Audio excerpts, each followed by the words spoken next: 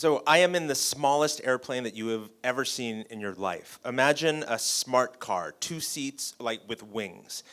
My instructor, Mike, is on the right seat. I'm on the left. We're like 7,000 feet in the air.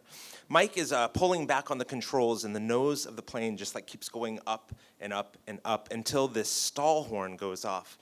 A stall horn sounds like a cross between a really loud whistle and a murdered goat. And it's really loud, and it's there to tell you that you are doing something very wrong. And you've got to do something else before things get worse. Mike keeps pulling back on the controls until the plane stalls and literally starts falling out of the sky. These are stall recovery drills. It's my job to take control of the plane and get it to like start flying again and stop it from falling out of the sky. For Mike, he's done this hundreds of times, thousands of times. It's just a drill. But for me, every time the plane starts to fall, I feel like maybe this could be the end. I've always wanted to fly. My dad was a pilot. His dad was a pilot. And I wanted to be a pilot, not so I could fight in wars like they did. I just thought it would help me get a girlfriend. Like, I could tell people that I come from this long line of pilots. Like, I'm a pilot, like my father and his father before him. So that's why I'm 24 years old, and I'm taking my college loan money to take flying lessons. And about 6 months later, and I've had my license for exactly 1 week, I convinced this girl, Wendy, to go flying with me. And we've got this plan. I have it all planned out. We fly out of this airport in Los Angeles, and we head out to the ocean, turn right up the coast, and we're going to fly up to Santa Barbara and have lunch. And we're both wearing those green headsets, and it's really loud. And I just remember her telling me, like, wow, this is amazing. Because flying over the coast of California is amazing. It's so breathtaking and scenic. And I just think, like, I am flying, and I am such a baller. And like, we get to Santa Barbara, and I'm feeling pretty confident, and I make a pretty good landing, like even for me. We park the plane, we walk to this restaurant at the airport, and it overlooks the ocean, and it's just beautiful. And I'm just feeling like, wow, like this is an amazing date. And it doesn't matter what we talk about, it doesn't matter what we're doing, it's just like, this is it. This is what I wanted to do, and I'm doing it. Then I start to notice that the sun is setting, and I'm like, oh man, I can't fly at night. I just got my license. I'm literally not approved to fly at night. So I go through the options in my head, like, well, we could stay the night. And then I'd have to like call the owner of the plane and tell him that he's gonna have to cancel all the booking he has the next day.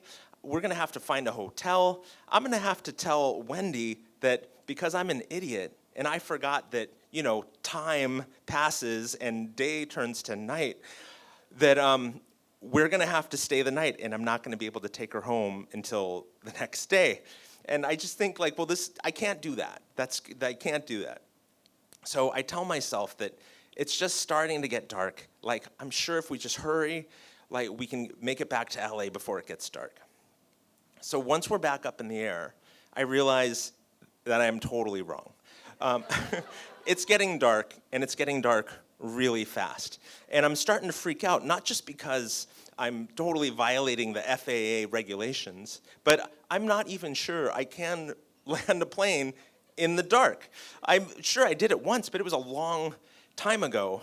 And I give myself a little pep talk. I'm like, James, you can do this. Flying at night is the same as flying in the day. You just can't see anything. No problem.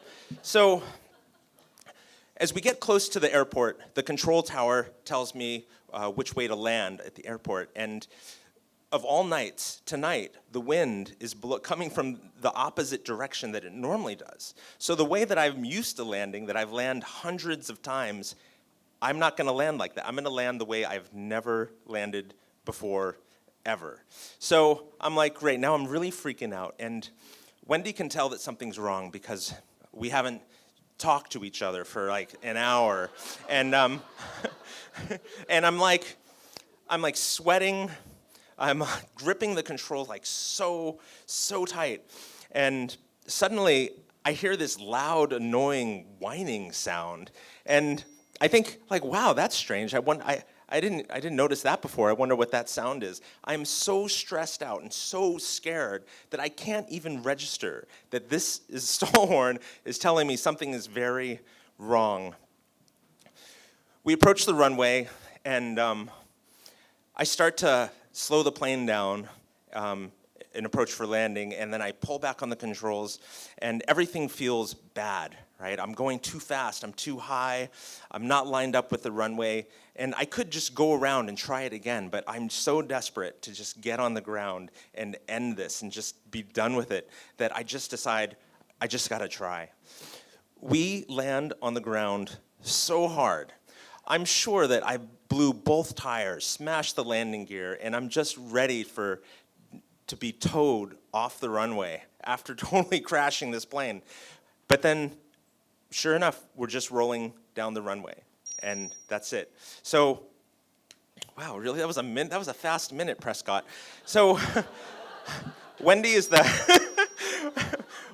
first and last person that I ever took flying. And partly, I think it's because I didn't want to be responsible for another person again. But mostly, I think it's because I realized that I wasn't flying to impress girls. I was flying for myself and my father and his father before him.